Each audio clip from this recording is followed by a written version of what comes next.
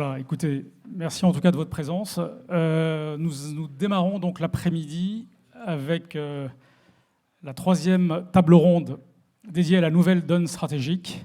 Voilà, et je remercie Elie Tenenbaum de l'IFRI pour l'animation de cette table.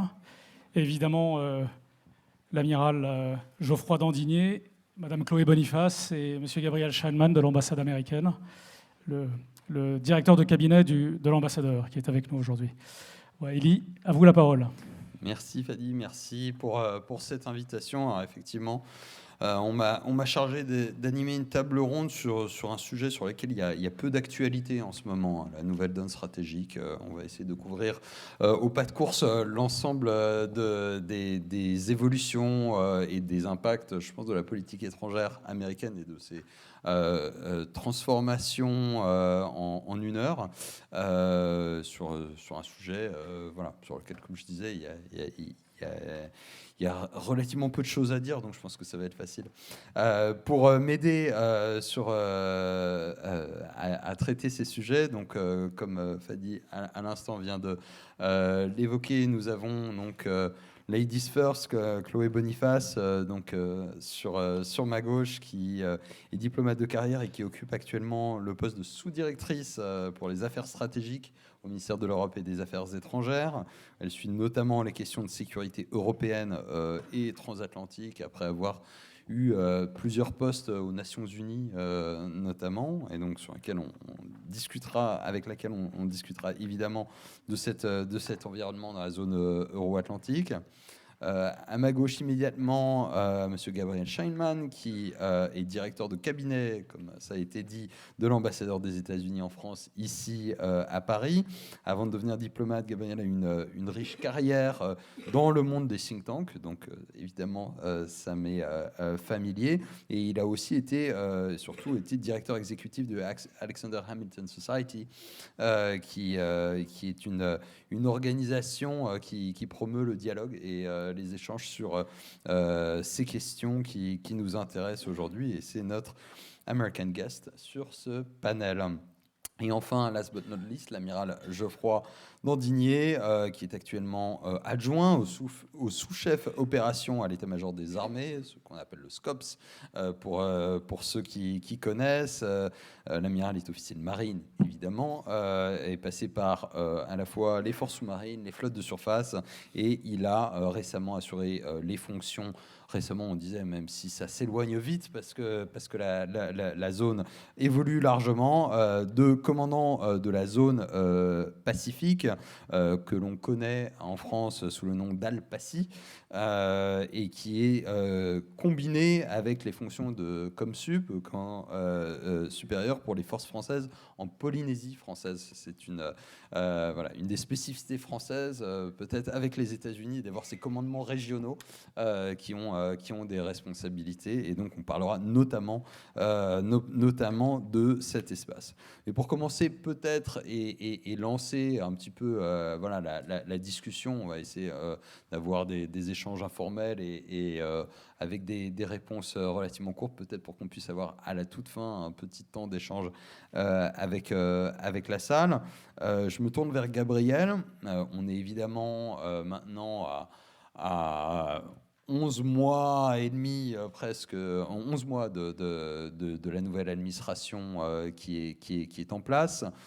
De façon assez traditionnelle, on a des documents cadres de la politique étrangère et de sécurité nationale américaine qui sont dans les tuyaux. On s'est tous habitués aussi, je pense, pour les observateurs, à savoir que ces documents arrivent toujours plus tard que ce qu'on espérait. Donc, pour ceux qui suivent, le premier document, normalement, c'est la National Security Strategy, qui donne un cadre très large et qui est endossé par le National Security Council et qui ensuite se décline sur un certain nombre de sous-documents en fonction des choix des administrations, mais dont une National Defense Strategy qui est également attendue, une Force Posture Review, etc.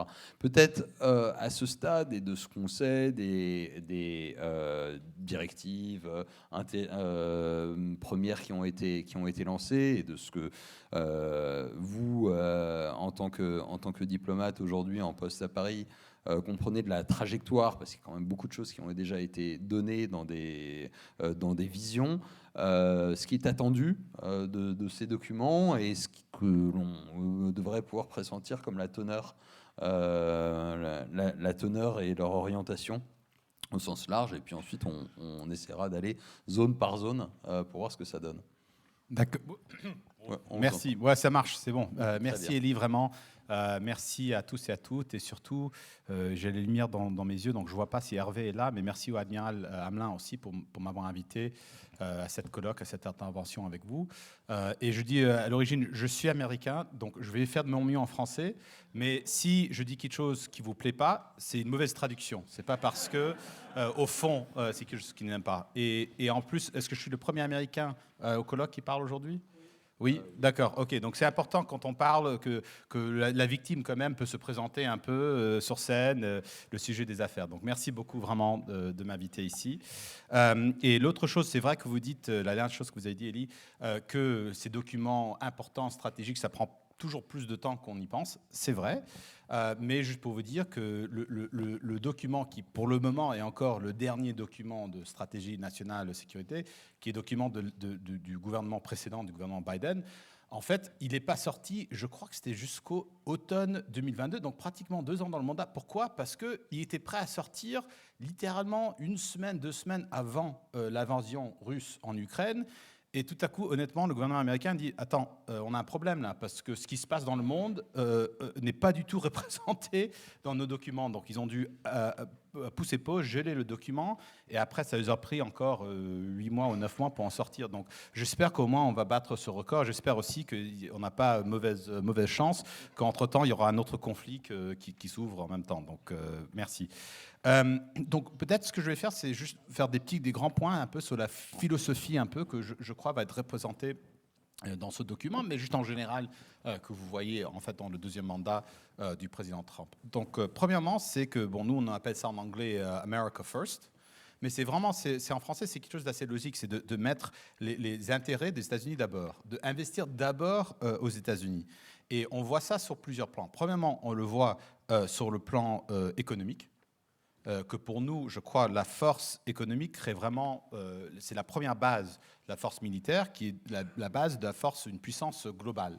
Donc le président, le gouvernement se concentre énormément de comment redémarrer ou mettre en vitesse plus élevée l'économie américaine. Et vous le voyez sur plein de terrains, sur de baisser les impôts, enlever les réglementations, enlever les recommandations, investir dans l'énergie, que je vais parler un peu aussi, investir dans la technologie. Et aussi, bien sûr, on peut parler de ça aussi, dans ces je sais pas des traités encore, mais dans ces deals commerciaux sur les tarifs de douane, aussi on veut que les gouvernements investissent aux États-Unis aussi. Donc d'abord, c'est investir d'abord aux États-Unis. Deuxièmement, c'est ce qu'on appelle en anglais peace through strength, la paix par la force. Je ne sais pas comment on dit, il doit y avoir un équivalent à la paix par la force. Voilà. Donc des investissements dans des dissuasions militaires, notamment vous avez vu le président, je crois, parler de résumer peut-être de tester les bombes nucléaires. Si ça se passe, ça sera la première fois dans 65 ans, 75 ans, j'oublie un peu.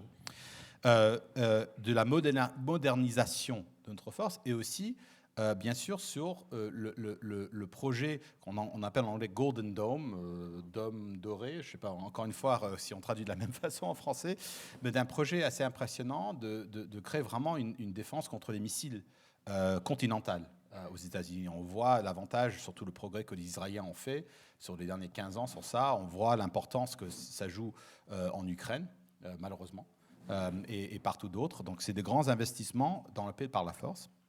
Et je dirais, en gros, la troisième grande ligne, là, c'est que le président est quelqu'un qui respecte énormément la force, la puissance. Et donc, on veut avoir des alliés qui sont forts aussi, la France, l'OTAN, l'Israël, la Corée et le Japon.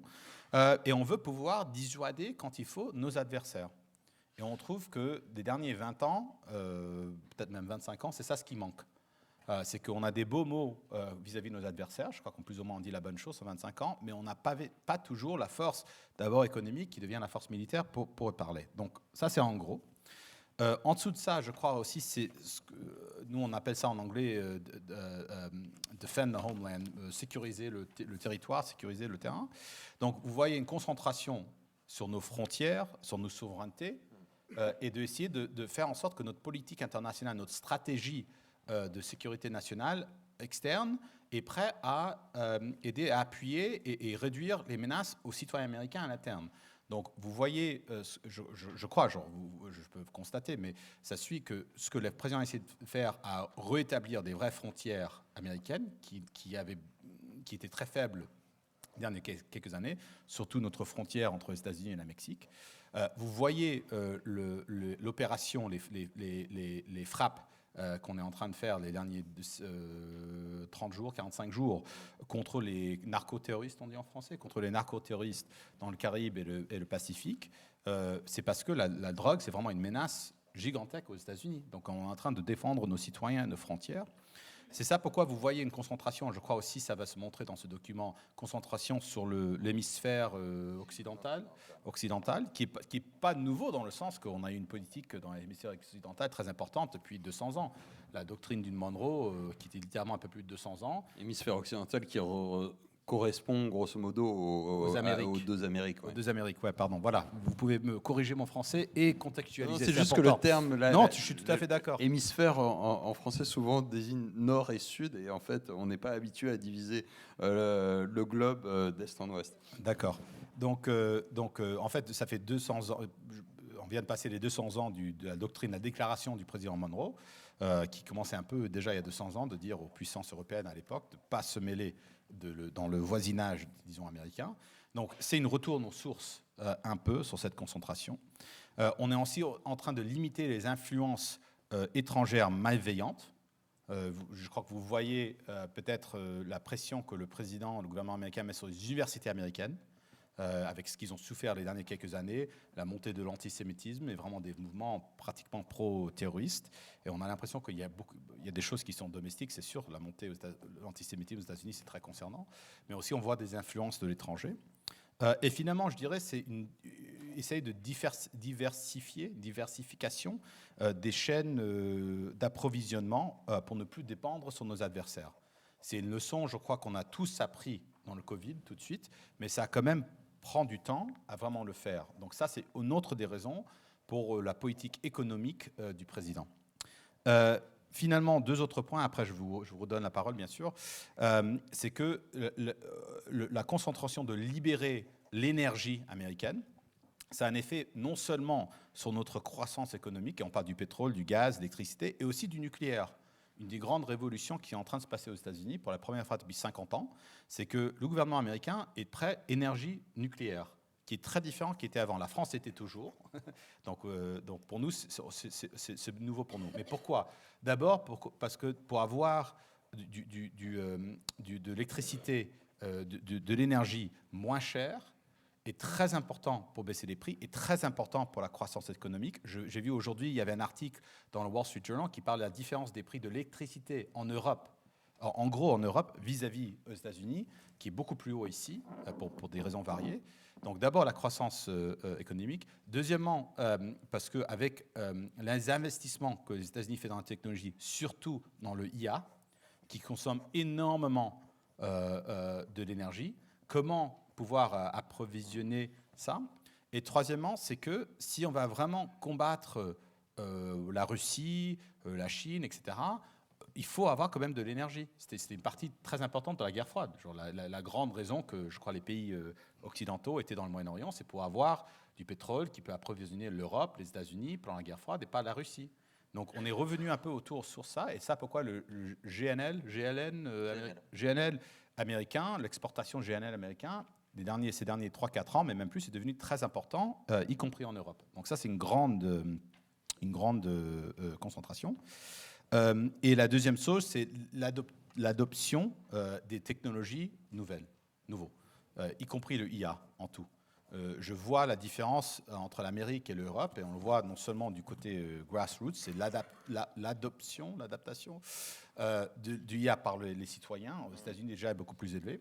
Et deuxièmement, les investissements et les grandes entreprises américaines qui le font aussi. Pourquoi? Parce qu'on voit ça, une technologie auquel nous, les Américains surtout, et l'Occident en général, doit être beaucoup plus avancée que la Chine, qui nous fait vraiment une compétition, mais aussi qu'à long terme, pour ajouter à la productivité de l'économie américaine, qui encore une fois revient au premier point que j'ai. Donc je vous laisse ça et après on peut rentrer dans d'autres régions. Excusez-moi de aller un peu trop longtemps. Et merci et bravo du tour de force qui consiste en 10 minutes, effectivement, à avoir fait un tour d'horizon aussi large et qui, je pense, est important pour nous tous de résumer aujourd'hui ces orientations de politique étrangère américaine qui sont parfois pas faciles à décrypter pour l'observateur. Et justement, je me tourne maintenant vers Chloé de ce point de vue-là. Et si on zoome sur ce qui est votre quotidien, on va dire, dans votre poste actuel, qui est la zone euro-atlantique, même si c'est pas uniquement parce que le ASD est une direction thématique, mais notamment sur cet espace-là. Comment, du côté du Quai d'Orsay, on appréhende ces concepts qui ont été présentés par Gabriel, à la fois la notion de Peace through Strength, mais aussi America First. On a également beaucoup entendu la notion de burden shifting du côté américain vis-à-vis de l'engagement américain dans la sécurité et la défense de l'Europe. Comment est-ce qu'on appréhende ça? Qu'est-ce que ça veut dire pour les Européens et au quotidien? Comment ça se gère? Merci Elie et bonjour à tous et merci à Gabriel aussi pour ce panorama. Non, mais en commençant par là, je crois qu'on a bien pris en compte le fait que l'élection de Donald Trump avait finalement entériné une nouvelle hiérarchie des priorités de politique étrangère américaine, avec pour certains concepts ou pour certaines idées, effectivement, des choses qui ne sont pas nouvelles pour autant. Mais c'est vrai, une politique extérieure qui est perçue par nous, par les Européens, comme étant dans une certaine mesure quand même moins prévisible, avec des conséquences qui sont évidemment importantes pour nos alliances, pour la sécurité en Europe, pour la résolution transatlantique, pour la résolution de conflits à travers le monde. On en a plusieurs exemples, et notamment s'agissant de l'Ukraine en ce moment. Et donc pour la sécurité de l'Europe, sur laquelle aujourd'hui en fait pèse une sorte de risque qui est lié à la conjonction à la fois de la menace russe et au désengagement, ou en tout cas à la demande américaine de prise davantage de responsabilités des Européens. Donc effectivement, on attend toujours les documents stratégiques que vous avez évoqués, mais ça n'empêche pas en fait d'avoir quand même quelques orientations qui ont été bien résumées là et qui sont celles de l'administration Trump, et en tout cas pour les sujets qui nous concernent en matière de sécurité européenne, des orientations qui sont assez claires, une demande constante vis-à-vis des Européens qui est de faire plus, de dépenser plus pour notre sécurité.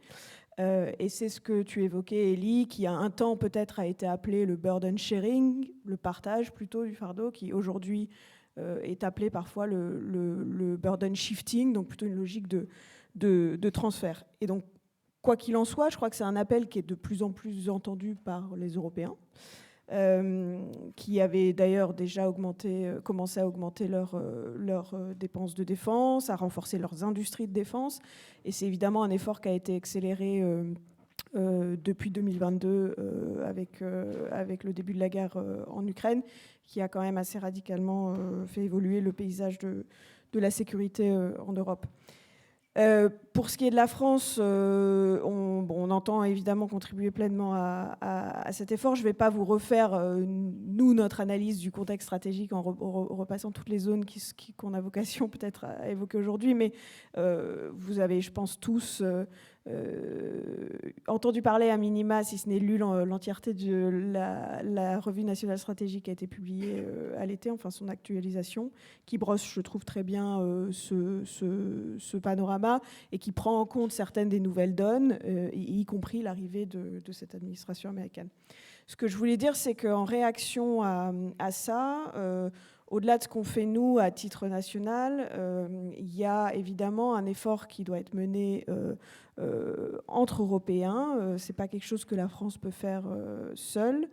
Et je voulais peut-être donner quelques illustrations un peu concrètes de de cette montée en puissance des Européens, qui encore une fois a vocation à se faire dans des cadres nationaux, à l'OTAN, à l'Union européenne, ou parfois dans des coalitions ad hoc, comme on peut les appeler. Une première illustration, c'est l'engagement qu'on a pris à l'OTAN cet été à La Haye, de dépenser 5% du PIB pour nos dépenses de défense ou les dépenses concourant à la défense d'ici 2035. Donc ça, on pourra y revenir si ça en intéresse certains, mais je crois que c'est quand même si évidemment c'est un objectif sur les 10 prochaines années, c'est quand même un engagement très fort et concret des Européens. La France elle-même est en cours d'actualisation de son projet de loi de programmation militaire. Les efforts qui sont menés à l'Union européenne pour notre réarmement collectif, donc ça c'est évidemment la mise en œuvre du livre blanc pour la défense qui a été adopté en mars, où là vraiment l'Europe avance dans la construction de son autonomie stratégique, avec, alors certes, des difficultés, des obstacles, c'est pas quelque chose qui se fait du jour au lendemain, mais il y a quand même une vraie prise de conscience aujourd'hui, avec la définition de priorités capacitaires communes, la création d'instruments de financement, et je pourrais y revenir si ça intéresse, mais qui sont quand même une vraie révolution quelque part, parce que c'est la première fois qu'on inscrit dans des instruments de financement la notion qu'il y a une forme, et alors ça fait grincer des dents parfois certains, mais il faut simplement expliquer ce qu'on veut dire par là, mais une forme de préférence européenne, c'est-à-dire en fait, en réalité, le souhait de privilégier, comme on nous le demande, le renforcement de nos industries, sans pour autant exclure la coopération avec les États tiers, et ça c'est une réalité. Il y a aussi évidemment ce que les Européens font en termes de déploiement opérationnel sur le flanc Est, et ça aussi c'est très concret. Je dirais aujourd'hui 6 des 8 nations cadres des déploiements avancés sur le flanc Est sont des nations européennes. Il y a le leadership franco-britannique sur les garanties de sécurité pour l'Ukraine dans le cadre de la coalition des volontaires, qui est aussi, je crois, une illustration assez concrète de la manière dont les Européens montent en puissance. Donc ces efforts, en fait, qui sont menés dans ces différents cadres, ils sont complémentaires. Et peut-être permettez-moi juste une petite précision sur... parce que je crois que c'est conceptuellement ce qu'on veut dire quand on parle de pilier européen de l'OTAN. Il y a souvent des débats, c'est un concept qui est souvent évoqué. Certains nous demandaient parfois, mais qu'est-ce qu'on veut dire ? Est-ce qu'on veut dire qu'il y a un pilier américain ou il y a un pilier européen ? En réalité, c'est pas tant ça, mais c'est simplement la manière dont on a souhaité conceptualiser le partage du fardeau et le transfert du fardeau. Et si vous lisez d'ailleurs la revue nationale stratégique, on y offre une forme de définition de ce qu'est le pilier européen de l'OTAN.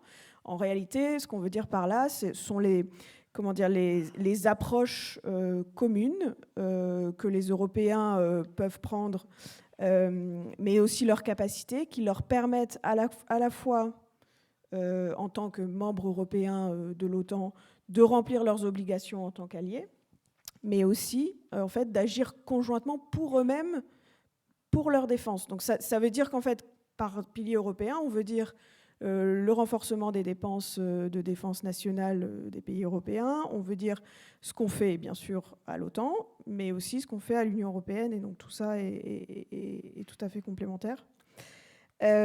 Évidemment, ce sera un effort de long terme, puisque là aussi la RNS est claire, on parle d'une menace russe qui est pour nous durable en Europe, et des conséquences de la guerre en Ukraine qui seront ressenties, je pense, à long terme.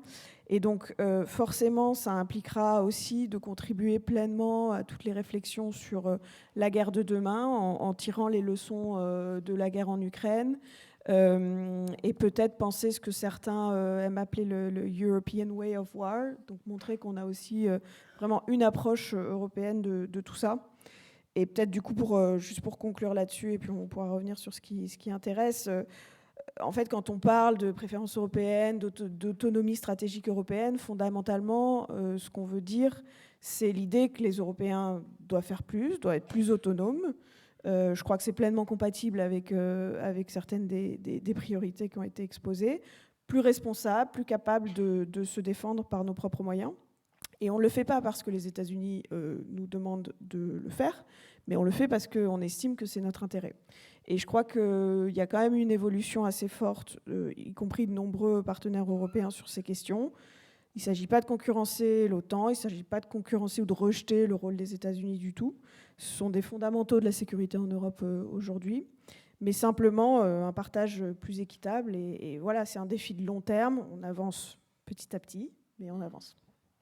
Merci beaucoup Chloé, je pense que pour cette présentation aussi qui montre qu'à la fois il y a des points peut-être d'accord, contrairement à ce qu'on pourrait croire. On a l'impression des fois que il y a un déchirement aujourd'hui et il faut pas sous-estimer des fois le caractère difficile pour les Européens à entendre certaines évolutions qui aujourd'hui sont celles de la nouvelle administration. Et en même temps, c'est vrai qu'il y a une prise en compte de cette nouvelle donne.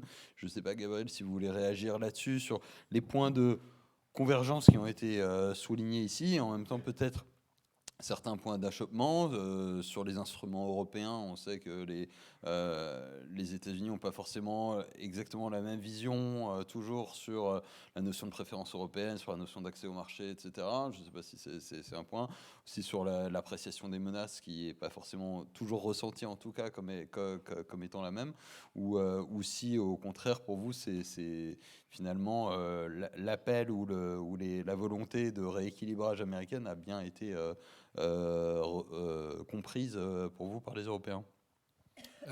Avec plaisir. Bon, encore une fois. Avec plaisir, tout à fait. Donc, sur plusieurs points. Donc, premièrement, je veux retourner à une des premières choses que vous avez dit, juste pour clarifier de notre côté, c'est que l'Amérique n'est pas en train de se désengager du tout, ni de l'Europe, ni du monde. Le président, en fait, il parle pratiquement tous les jours qu'il veut être le président de la paix. Et qui parle, en fait, qu'il a amené de la paix à 7 ou 8 conflits, j'oublie exactement. Et il s'implique, en fait, dans des conflits, des guerres civiles, des conflits en Afrique, en Asie, le Cambodge et le Thaïlande, bien sûr à Gaza, Ukraine, la Russie. Donc ça, c'est pas exactement le comportement d'un président, un gouvernement qui veut se retirer du monde, ou s'isoler du monde. Donc ça, c'est numéro un. Numéro 2, c'est normal en fait qu'il y a des petites différences entre les États-Unis et les alliés européens, surtout sur des menaces russes. Pourquoi ? Simplement, vous êtes un peu plus proches. Je ne sais pas comment le dire. C'est normal. Des fois, il y a des différences entre nous, les Américains, et nos alliés en Asie, nous, les Américains, nos alliés au Moyen-Orient. Vous êtes simplement beaucoup plus proches. Et donc, tout ce que nous sommes en train de demander à nos alliés européens, ce n'est pas nouveau, encore une fois. On le dit depuis, je sais pas, on le dit depuis 30 ans. Même dans le sommet, on dit, la conférence à Wales en 2014, quand l'OTAN s'est mis d'accord d'arriver à 2% de PNB. Ça, c'est tout le président Obama. Et même là, aujourd'hui, il y a encore des pays qui ne sont même pas à 2%. L'Espagne, je crois, est à 1,2%, par exemple. La France, je crois, est 2,1%, 2% aujourd'hui. Ça, c'était il y a 12 ans. Il y a 11 ans. Donc, ce n'est pas nouveau ce que le président Trump dit. Je crois qu'il le dit juste plus directement. Et bien sûr, la menace russe, l'invasion en Ukraine, l'a montré même plus directement. Donc ça, je trouve que ce n'est pas si nouveau non plus. Et c'est ça pourquoi je crois, je vais juste un mot sur les préférences européennes, après je vais donner à l'admiral la parole. C'est ça pourquoi on pousse tellement fort qu'on demande aux Européens simplement qu'eux, ils font ce qu'il faut avant qu'ils nous demandent de faire l'équivalent. Quand on nous demande, par exemple, pourquoi vous n'êtes pas en train de sanctionner les compagnies d'énergie russes, etc., le président a dit simplement, mais attends, non seulement la France, mais l'Europe en général, continue, même s'ils ont beaucoup réduit, continue d'importer du gaz russe dans des endroits. Il y a quelques pays qui importent encore de l'énergie de pétrole russe. Et surtout, ça, je vais perdre mon français, mais surtout du pétrole russe qui va en Inde, qui est raffiné et réimporté en Europe. Le président a mis un tarif de 25%, nous, les Américains, sur l'Inde à cause de ça, à cause de l'importation qui continue. Nous, on a une relation très importante avec l'Inde, qui est très importante pour nous vis-à-vis de la Chine surtout, et le président était prêt à le faire, et les Européens pas encore. Donc, nous, simplement, qu'on demande, et c'est la même chose des 5%, c'est la même chose sur ça, que les Européens sont prêts à faire d'abord, et ça, pourquoi ce pilier européen, je comprends que les gens sont un peu confus des fois, parce qu'ils demandent est-ce qu'on est en train de diviser. Moi, je comprends tout à fait ce que vous dites. Ça, pourquoi c'est important de ce côté-là. Dernière question sur la préférence européenne. Je veux dire quelque chose qui n'est pas diplomatique dans le sens, je le comprends. Je comprends tout à fait que c'est normal qu'en même temps qu'on demande aux Européens, il faut que vous fassiez plus, il faut que vous investissiez plus, et il faut qu'à long terme, à court terme aussi, mais à long terme, que vous êtes plus préparés à mettre plus de force dans le terrain, que c'est normal que vous allez investir dans votre industrie. Ça, je comprends c'est même pas un dilemme. Je comprends. Ouais, c'est logique. Nous, ce qu'on a du mal, c'est qu'on a l'impression que c'est en même temps de rejeter les imports, les influences externes américaines, parce qu'ils n'ont pas confiance en nous. Et ça, c'est différent. Il faut avoir confiance. Le président, en fait, je peux constater, le président, dans son deuxième mandat vis-à-vis de l'OTAN, il parle très différemment que dans le premier mandat. Le premier mandat, il parlait assez souvent que si l'OTAN ne fait pas ce qu'il devait faire, on va peut-être se retirer. Il n'a pas dit une seule fois. En fait, là, il est en train de taper, arnaquer les Espagnols en particulier. Peut-être on devrait, eux, les enlever de l'OTAN parce qu'ils ne font pas assez. C'est très différent comparé au premier mandat. Donc le président est là sur ce plan-là. C'est qu'on a l'impression qu'en même temps que l'Europe disent qu'ils veulent faire des investissements dans leur industrie d'armes, ils sont en train de nous mettre loin. Et nous, les compagnies américaines, et aussi les compagnies américaines technologiques, qui sont plutôt dans le software, ça compte aussi beaucoup ces jours-ci, ils ont l'impression qu'il y a un peu une jalousie, disons, européenne de leur succès qui veut les mettre à l'écart. Donc je trouve qu'il y a quelque part, c'est possible en même temps que les pays européens investissent dans leurs industries, tout à fait, je comprends tout à fait, en même temps que les industries, la base industrielle en fait européenne, la base industrielle américaine en fait devrait se parler et travailler ensemble beaucoup plus, et en même temps que peut quand même accepter avoir des compagnies américaines qui travaillent avec eux. Je ne pense pas que c'est l'un ou l'autre. Merci beaucoup pour cet échange franc et on pourrait continuer des heures avec ces débats d'accès mutuel au marché, de partage et de à quoi ressemble un partenariat juste et équilibré. Et je pense que c'est effectivement dans ce sens qu'on a tous intérêt. Mais justement, puisque on évoquait les réorientations et les réorganisations, burden shifting, c'est en bonne partie un transfert aussi du côté de la zone Asie-Pacifique ou Indo-Pacifique, comme on l'appelle maintenant de façon élargie. Amiral, vous avez été très patient jusqu'à présent. Non, mais c'est d'autant plus pour mieux vous écouter, aussi sur le regard que vous avez eu et que vous avez porté, parce qu'on disait, je crois que vous avez quitté vos fonctions d'Alpaci à l'été 24, c'est ça, et donc évidemment les choses évoluent et en même temps vous y étiez à un moment où les tensions étaient déjà très fortes dans la zone, où la bascule d'efforts, au moins dans la conceptualisation stratégique, était déjà en bonne partie amorcée. Vous aviez en tant qu'Alpaci un échange direct avec le Combatant Command correspondant qui est Indopacom américain. Donc comment justement de ce côté-là, de cet autre côté de la planète, on regardait ces enjeux et comment aujourd'hui, dans votre fonction d'adjoint à sous-chef opération, vous avez aussi un regard global sur l'ensemble de ces rééquilibres, vous anticipez d'une certaine manière pour la zone Indo-Pac ces bascules et ces défis. Merci. D'abord, tout d'abord, merci de m'avoir invité. Merci, Président. Moi, je vais parler avec l'humilité de celui qui est parti il y a un an et qui, s'y garde un souvenir, c'est bien le dynamisme de cette région. Ça change très vite, ça bouge très vite. Je vais essayer de vous parler de ce que je perçois qui n'a pas changé, avec une certaine prudence. Peut-être d'abord quelques mots sur la relation au plan militaire française-américaine. D'abord, c'est un grand classique, un peu avant l'avènement de l'arrivée du président Trump. En fait, à chaque fois qu'il peut y avoir des doutes au plan politique, au plan militaire, c'est toujours une phase de resserrement.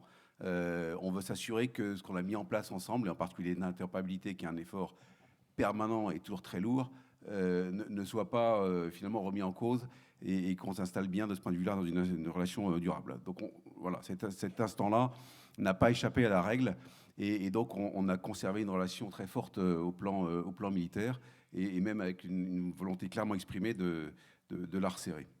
Deuxième point sur le burden shifting, il est intéressant de voir que le discours qui est porté effectivement par l'administration, mais également par le Pentagone, se traduit un peu différemment sur le terrain. Voilà.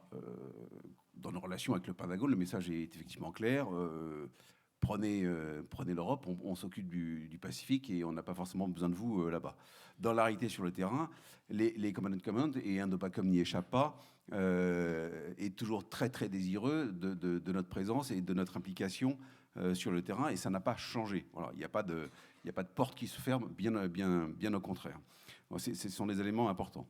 De notre côté également, sur la relation, il y a des choses qui ont changé. Et ça, dès le printemps 2024, en fait, on ne peut pas ne pas considérer la possibilité d'une crise majeure dans cette zone. Et si on regarde ça, on ne peut plus considérer notre présence dans le Pacifique sous le simple prisme de nos outre-mer. Et donc, est apparu le besoin d'être en capacité d'unifier le commandement entre ce qui existe en Nouvelle-Calédonie et en Polynésie, de façon à se préparer convenablement à ce qui pourrait devenir un événement. Et donc, on a créé, à partir de l'été 24, donc moi je l'ai été quelques semaines sur la fin de mon mandat, mais j'ai fait toute la préparation, le commandement français du théâtre Pacifique, FRPACOM, qui s'est prolongé immédiatement et de manière très logique par la mise en place à Hawaï, donc auprès du commandement américain Indopacom, d'un officier général de l'armée de l'air, pour renforcer cette charnière. Voilà. Parce que créer un commandement au théâtre, ça veut dire forcément renforcer la relation régionale. Dans cette relation, non seulement nous-mêmes, et dans cette vision de théâtre, on voit un peu mieux nos outre-mer comme des points d'appui potentiels, mais c'est également le cas des Américains qui comprennent bien l'intérêt que peuvent apporter nos territoires et nos facilités portuaires et aéroportuaires avec une sécurité militaire autour. Également, si on reprend la géographie, les réalités géographiques n'ont pas changé depuis la Deuxième Guerre mondiale. Et donc, Tahiti et l'espace polynésien est évidemment en ligne entre l'Australie et les États-Unis. Et ça, c'est quelque chose qui transparaît à l'occasion dans l'intérêt américain pour cette zone-là et la contre-influence chinoise dans le Pacifique Sud. Deuxième point. Pour faire l'histoire française dans le Pacifique Sud pendant les deux guerres mondiales. Oui, Bora Bora, c'est pas connu. Gros, très connu des Américains pour être un hub logistique majeur. Et puis la Nouvelle-Calédonie, bien sûr, une plateforme finalement de projection. Voilà, donc la géographie reste la géographie de ce point de vue-là. Deuxième point pour nous d'attention, c'est l'interopérabilité. Dans le pivot américain vers le Pacifique, il y a clairement au plan militaire besoin de faire face à un théâtre qui est radicalement différent de ce qui a été traité pendant les 40 dernières années. Et donc de s'adapter, et on voit un foisonnement doctrinal, en tout cas ce que j'ai observé moi, et je pense que ça ne s'est pas arrêté, et qui conduira probablement tôt ou tard par des évolutions aussi au plan technologique. Et donc une question qui se pose à nous, les Américains en plus, dans l'OTAN n'étant plus en pointe de leur engagement, c'est si on veut rester connecté et bien interopérable, au moins au plan tactique et doctrinaire, il faut qu'on soit régulièrement connecté dans le Pacifique. C'est par exemple tout l'intérêt d'un déploiement comme Clemenceau 25, où le porte-avions Charles de Gaulle est allé dans l'Indo-Pacifique pour opérer avec des porte-avions américains.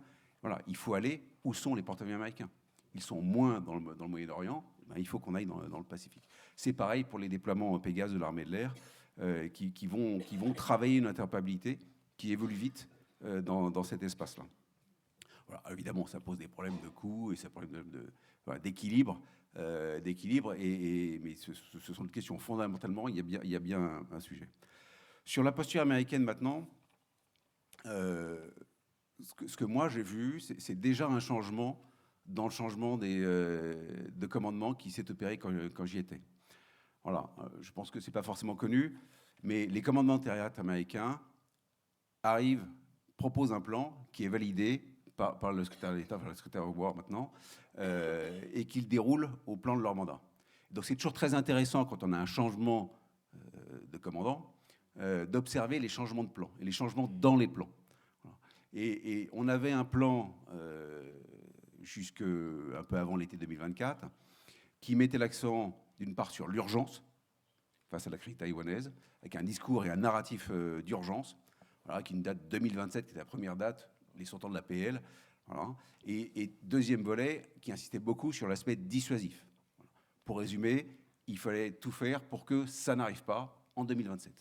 En tout cas, c'est la compréhension que vous pouvez en avoir vu de l'extérieur. Vous me corrigez si je me trompe, bien sûr.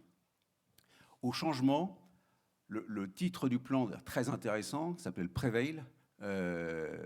Prévaloir, qu'on peut traduire de manière plus compréhensible par prendre le dessus, avait pour objectif d'être en capacité de prendre le dessus sur les armées chinoises, donc en n'omettant pas le combat, donc en dépassant la simple notion de dissuasion, et de prendre le dessus, toujours dans les deux cas, en s'appuyant beaucoup sur les alliés, sur un avantage dissymétrique considéré de la part des alliés. Voilà. Donc on a vu un changement là-dessus, qui s'est accompagné d'un changement du narratif, qui n'a, à ma connaissance, pas changé. On avait un narratif américain qui était beaucoup sur les principes, qui est aujourd'hui beaucoup plus sur la posture, enfin, qui descriptif de la posture réelle chinoise sur place, son agressivité, son révisionnisme, son expansionnisme. Voilà. Donc beaucoup plus sur la réalité des choses. Une posture également qui est probablement un peu changée sur l'escalade.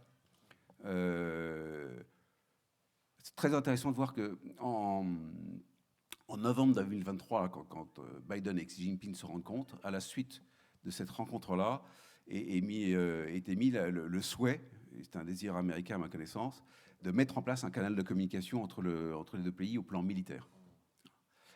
Mais en fait, dans cette phase-là, la Chine assume une posture finalement assez escalatoire, qu'on a vu en mer de Chine, notamment vis-à-vis des Philippines, avec quelque chose qui aujourd'hui fait partie d'évidence, mais qui n'était pas à l'époque, c'est l'emploi de la force. Voilà. Et en face, ce canal de communication, en fait, en face de quelqu'un qui a une posture escalatoire, il n'y a pas de dialogue. Voilà. Et donc ce dialogue n'a pas vraiment fonctionné de ce qu'on a pu voir. Et aujourd'hui, ce qu'on perçoit, c'est pas vraiment une posture escalatoire, mais en tout cas une position plus assumée vis-à-vis voilà, une position américaine plus visible dans certaines positions, des unités, des bâtiments. Et moins on demande vis-à-vis des Chinois de mettre en place ces mécanismes de désescalade et de chaînes de communication. C'est en tout cas ce qu'on peut percevoir. Voilà. Après, sur les alliés, il y a toujours eu un souhait très fort de se présenter comme une alliance, que de venir avec du monde autour de la table face aux Chinois, et c'était présenté comme un avantage asymétrique. Ce qui est très intéressant là aussi, c'est que on est passé d'un moment où c'était surtout les Américains qui dénonçaient la posture chinoise, à un moment où aujourd'hui, dans le concert, tout le monde parle, et les Américains, on les entend beaucoup moins. Les alliés sont pratiquement plus en avant qu'eux. Les Philippines, bien sûr. Voilà. Le Japon, on l'a vu encore très récemment. Voilà. Et l'Australie aussi, qui s'exprime plus de ce point de vue-là. Et donc, on a paradoxalement une posture un petit peu différente de ce point de vue-là. Voilà. Et puis, un positionnement, une articulation des pays qui s'est renforcée, qui n'a pas fondamentalement changé, mais qui s'est renforcée Dans le Nord, une articulation très forte Corée, Japon, États-Unis, notamment sur la défense antimissile. Donc un travail Corée-Japon qui est quand même une vraie nouveauté dans la zone. Dans le Sud, un travail très fort avec les Australiens. Donc on a une tenaille. Quand on regarde la carte, on voit la tenaille. Hein. Les Philippins qui tiennent le verrou de Taïwan. Et puis, dès que les Américains font des exercices aux Philippines, évidemment pour la Chine, ça veut dire potentiellement des armes de longue portée qui peuvent les atteindre à partir de là-bas. Donc voilà, il y a cette espèce d'utilisation des alliés dans un mouvement global qui s'est renforcé. L'amiral Paparo a mis en place un commandement joint au Japon. Amiral Paparo, donc Indo-PACOM. Pardon, Indo-PACOM. Donc ça veut dire qu'on va plus vers une intégration dans le travail militaire. Voilà, tout ça. Je vais pas détailler plus. Je voudrais terminer sur un point dont on parle assez peu, qui est la menace russe dans le Pacifique. Et on en parle finalement sur quelque chose qui n'est pas très intéressant, qui sont les gesticulations russo-chinoises et la liaison avec la Corée. Enfin, c'est pas que c'est pas très intéressant, mais un point important, c'est la menace sous-marine.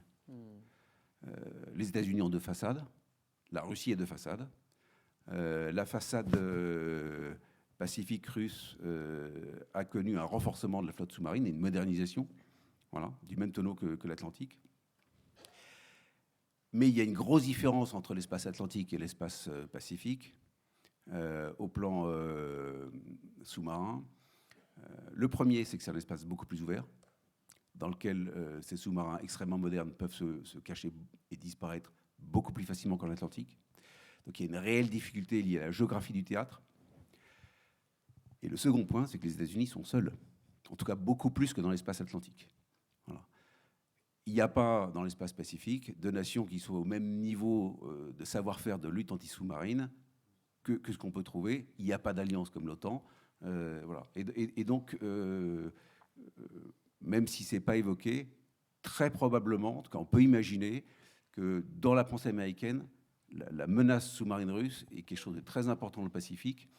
Et donc, si on prolonge, un axe stratégique russo-chinois pourrait être assez problématique de ce point de vue-là. Et tout de suite, on touche bien sûr à des questions de dissuasion. Merci beaucoup, Amiral, pour ce panorama, et en particulier pour ce dernier point, je pense, très intéressant pour le dialogue transatlantique que nous avons aujourd'hui avec les États-Unis sur cette idée d'interconnexion des théâtres.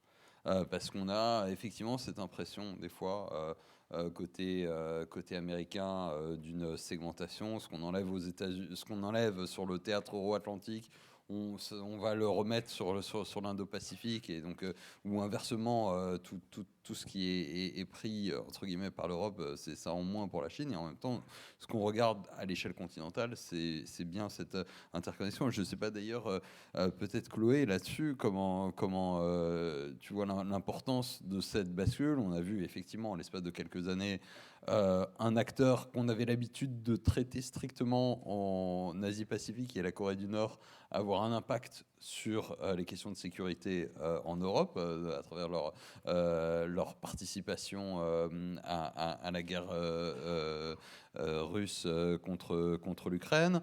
On a effectivement la participation chinoise aussi à ces aspects-là. Et cette interconnexion des théâtres est peut-être un point qui, en quelques mots, mérite d'être souligné aussi dans le dialogue qu'on a avec Washington. Oui, bien sûr. En fait, je crois que pendant quelques temps et quelques années, il y a eu une concentration un peu, comment dire, inutile de ce débat autour de est-ce que, en parlant interconnexion des théâtres, en fait, on prône un rôle pour l'OTAN en Asie-Pacifique. Et en réalité, c'est pas le sujet.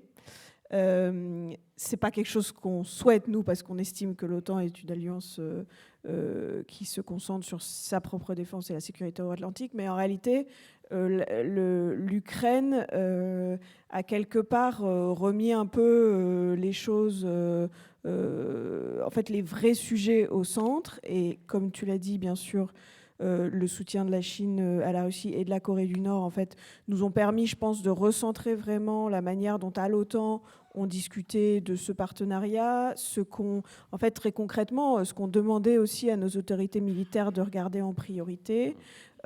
Et ça a permis aussi de structurer le dialogue avec plusieurs de ces partenaires d'Asie-Pacifique qui sont quand même très demandeurs, évidemment, de cette relation avec l'OTAN.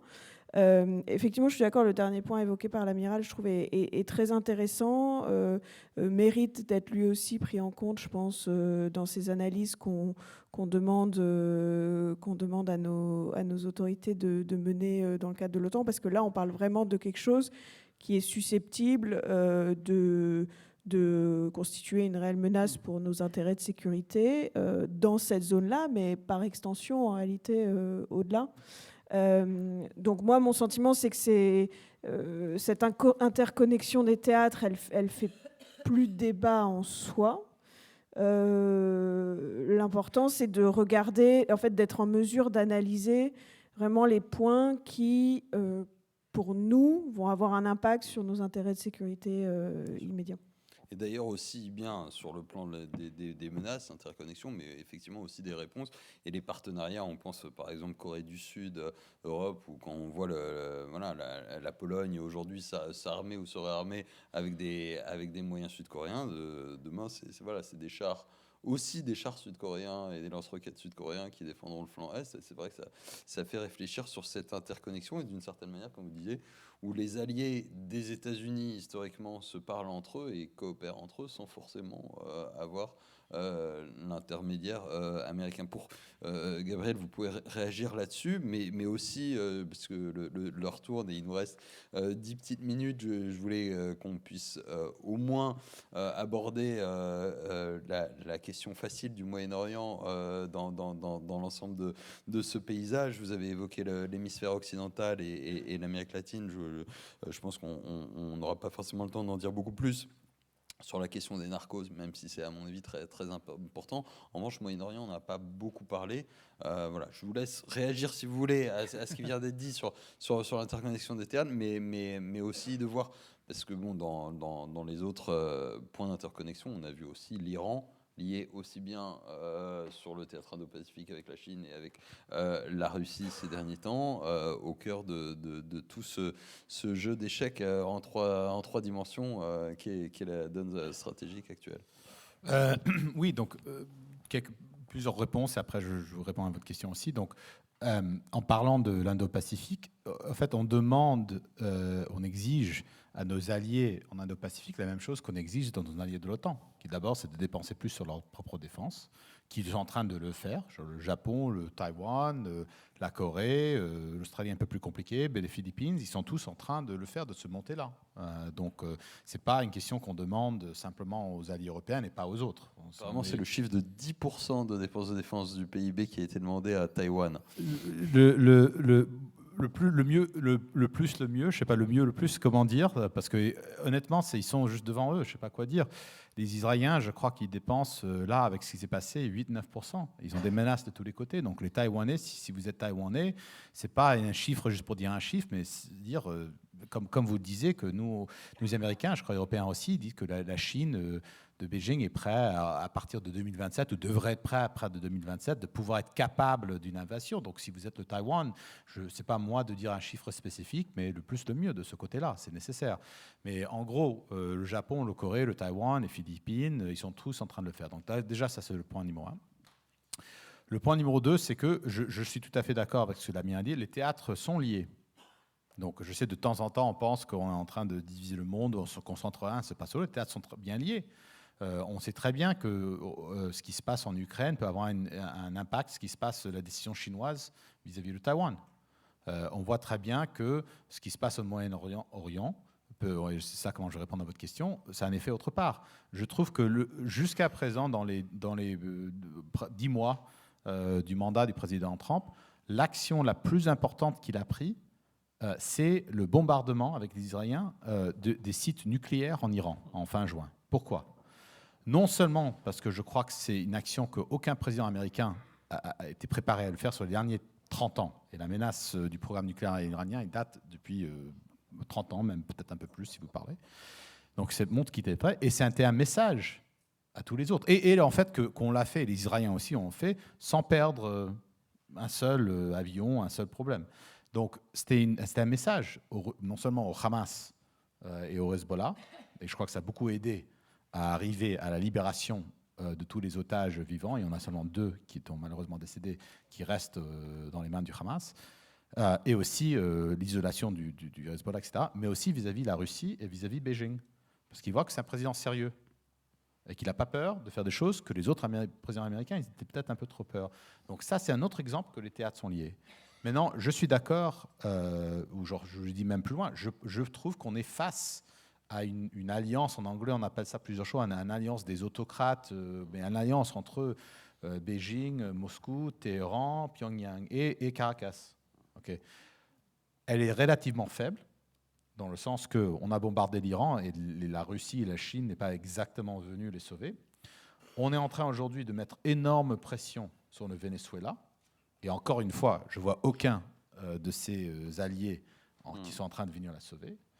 Et le fait que sur ces 4, bon, c'est les 2 moins puissants que vis-à-vis de la Chine et la Russie, mais nous, les Américains, on est en train de littéralement prendre des actes militaires qu'on a pris contre l'Iran et on est en train, au moins contre les bateaux terroristes narcotiques, contre le Venezuela. Donc on est en train de le faire. Donc la Russie et la Chine, c'est plus compliqué, bien sûr, pour plein de raisons, mais on est en train de mettre pression sur d'autres théâtres qui aura un effet autre part. Et dernier point sur ce Moyen-Orient, ça va sembler un peu bizarre que je le dis comme ça. Nous, l'Amérique, aujourd'hui, on est très optimiste sur le Moyen-Orient. Plus optimiste, je crois qu'on est même vis-à-vis l'Europe ou vis-à-vis l'Indo-Pacifique. Pourquoi ? Parce qu'à cause de la force militaire, surtout d'abord israélienne, mais bien avec l'appui américain, on a ensemble vraiment, je ne veux pas dire une défaite de l'Iran et ses alliés, je ne peux pas dire ça, mais on a vraiment baissé énormément le pouvoir malveillant, on dit, iranien dans toute la région, pour la première fois, encore une fois, depuis une génération au moins. Il y a des nouvelles opportunités dans plein de pays, la Syrie, le Liban, même potentiellement à Gaza, d'autres endroits qu'il n'y avait pas, encore une fois, depuis 30 ans.